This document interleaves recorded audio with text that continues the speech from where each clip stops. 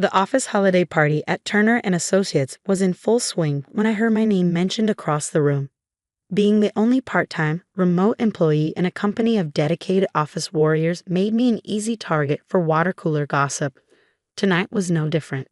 "There's Emily Chen, our mysterious remote worker," Brad from sales announced loudly, his voice carrying over the holiday music, finally gracing us with her presence in the real world. I smiled politely, clutching my glass of sparkling water. After 3 years of working as a part-time data analyst for Turner and Associates, I'd grown used to the subtle digs about my work arrangement. What they saw as a cushy deal was actually just one small piece of a much bigger picture, one they couldn't even begin to imagine. Emily, Diana Turner, the CEO's wife, swooped in with her usual air of concerned condescension. "We so rarely see you. James keeps saying you should really consider coming back to the office full-time. Your talents are being wasted on this. What exactly do you do all day on that laptop?"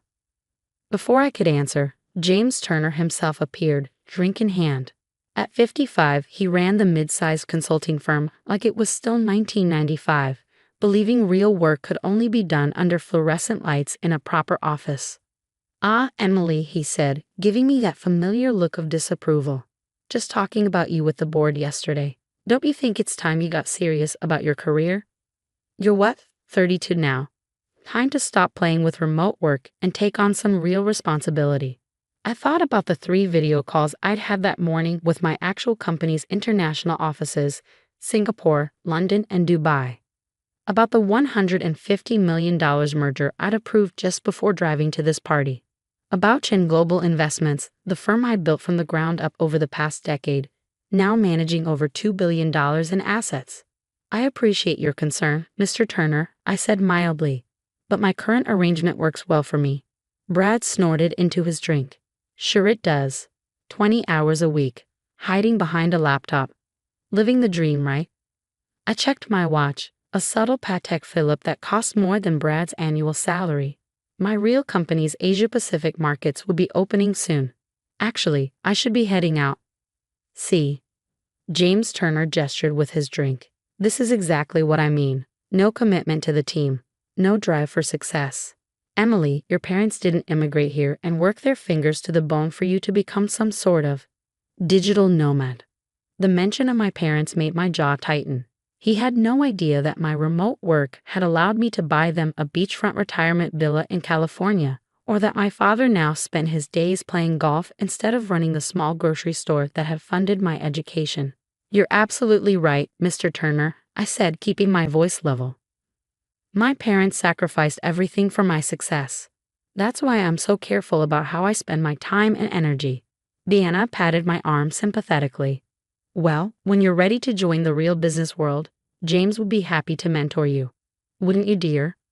James nodded magnanimously. "Of course. Emily has potential. She just needs proper guidance. You know, Turner and Associates is actually looking to expand next year.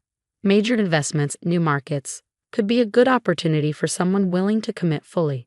I knew about their expansion plans. My investment firm had received their pitch deck last week through 3 different channels. They were desperately seeking funding, though they didn't know it was my signature they needed.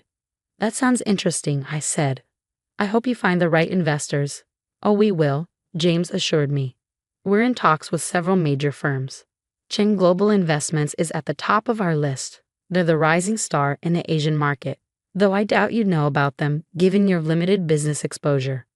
I almost choked on my water. If he only knew that the Chen he'd been trying to get a meeting with for the past month was standing right in front of him, enduring his condescension. My phone buzzed, a real alert this time. One of our major investments in Singapore needed immediate attention. "I really should go," I said, gathering my things. "Probably has to check her Instagram followers," Brad stage whispered, earning chuckles from nearby colleagues. I was nearly to the door when James called out, "Emily, think about what I said. You can't hide behind that laptop forever. Success requires showing up in the real world." If he only knew how right he was, just not in the way he imagined. The next morning in my real office, a penthouse suite overlooking the city, I reviewed Turner and Associates' investment proposal with my team. "They're actually not bad numbers," Michael, my chief analyst, admitted. Their expansion plan is solid. They just need capital. And better management, Lisa, my COO, added. James Turner's old-school approach is holding them back.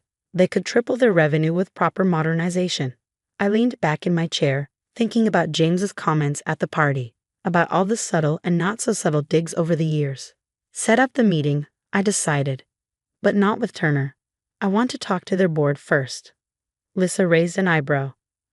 Are you sure you want to reveal yourself? You've kept your connection to Turner and Associates quiet for a reason. She was right. I'd taken the part-time position 3 years ago as market research, wanting to understand the mid-level consulting industry from the inside. Turner and Associates had been the perfect case study, a traditional firm struggling to adapt to modern business realities. It's time, I said. Besides, their board meeting next week should be entertaining. That afternoon, I received an urgent email from James Turner himself, addressed to my Chen Global account.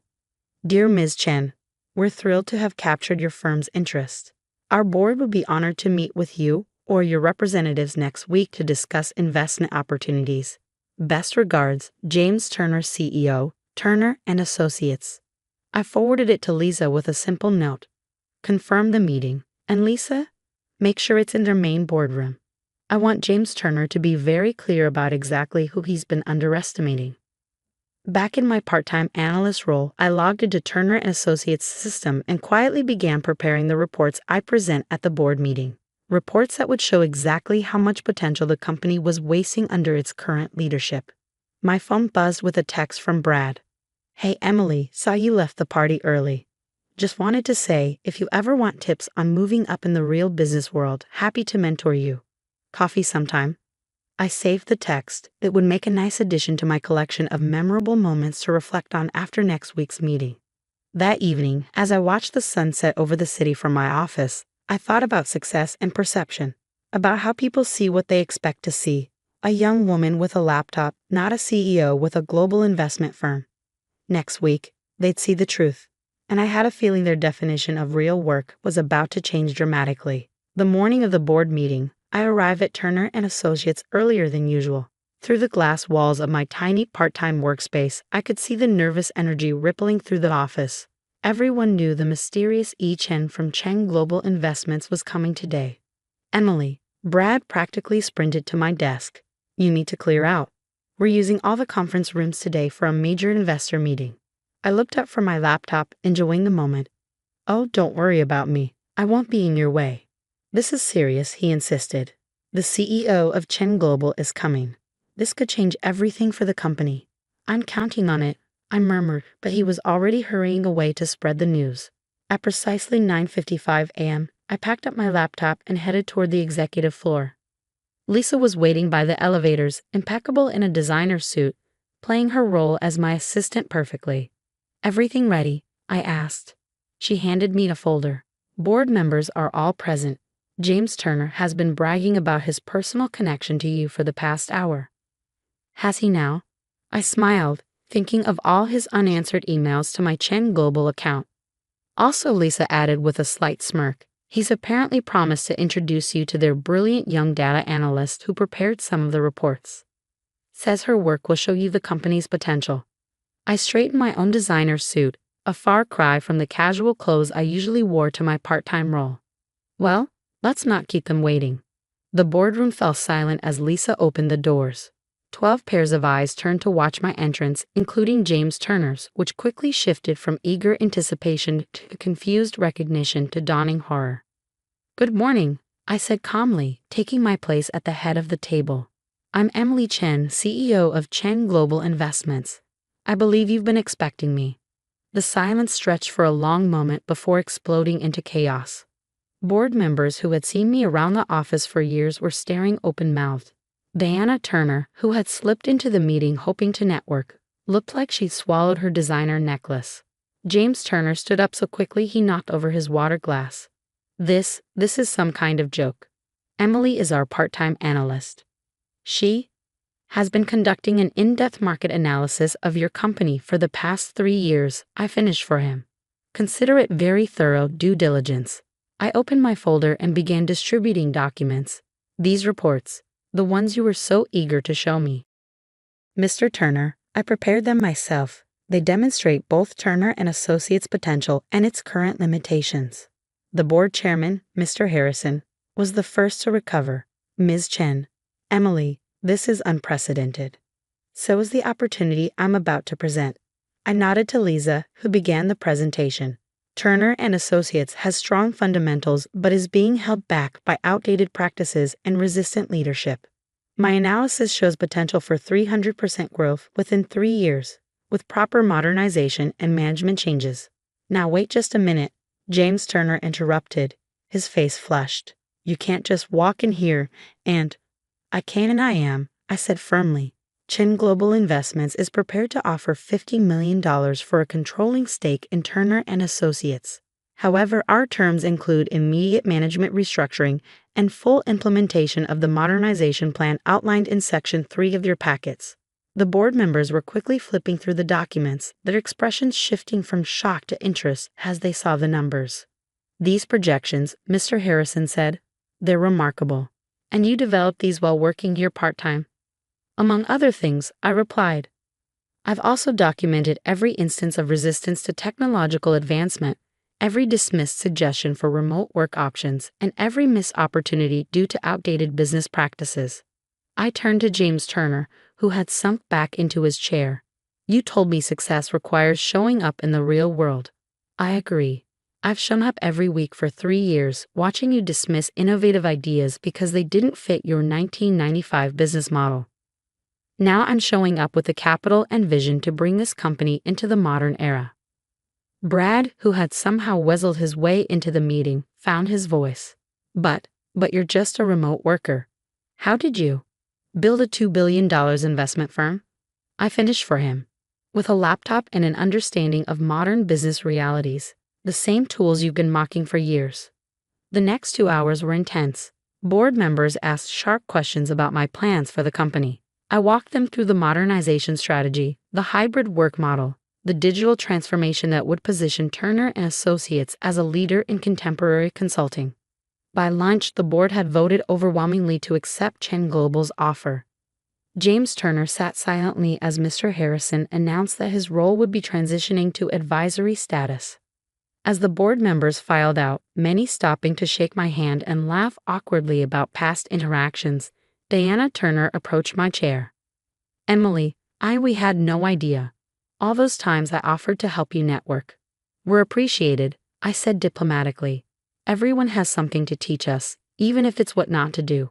After the room cleared, Lisa handed me a stack of messages. The business press got wind of the deal. They're calling it a masterclass in modern due diligence. I smiled, remembering all the dismissive comments about my laptop lifestyle. Schedule a press conference for tomorrow. It's time to change the narrative about remote work and success. That evening, as I packed up my small desk for the last time, Brad appeared again. So, he said awkwardly, about that coffee mentoring offer. Thank you, I replied, but I have a better idea. Report to Lisa tomorrow. She's heading up our digital transformation team. You might learn something about modern business practices. He nodded quickly and retreated. Through the glass walls, I could see people looking at their computers differently now, wondering what opportunities they might have missed while clinging to old definitions of success. 1 week later, I stood in my new office, the CEO's corner suite at Turner and Associates, soon to be rebranded as Chen Turner Global Consulting. The view was actually better than my penthouse. A knock at the door revealed James Turner, looking uncomfortable in casual business attire. The board asked me to review your modernization proposal, he said stiffly. I have to admit, your analysis is thorough. 3 years of observation tends to be thorough, I agreed. Your advisory role will be crucial in maintaining client relationships during the transition. He nodded, then hesitated. Why didn't you tell me? All those times I lectured you about success. Would you have listened? I asked quietly, or would you have dismissed me as just another young person who didn't understand real business? He had the grace to look embarrassed. I guess I learned something about real business myself. We all did, I said. Success doesn't look the same as it did 30 years ago. Sometimes it looks like a woman with a laptop, working from anywhere, building something bigger than a corner office.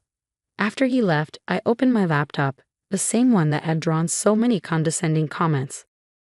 and began drafting a company-wide memo about our new flexible work policy. My phone buzzed with a text from my father. "Saw you in the business news. Your mother is telling everyone at the golf club that her daughter owns 2 companies now." I smiled, thinking about how far we come from that small grocery store. Success isn't always visible to others, but that doesn't make it any less real. Looking out over the city, I thought about all the other remote workers out there, building empires from their laptops while others underestimate them. Maybe my story would help change some minds about what success looks like in the modern world. After all, the real satisfaction isn't in proving others wrong. It's in proving yourself right, one quiet victory at a time.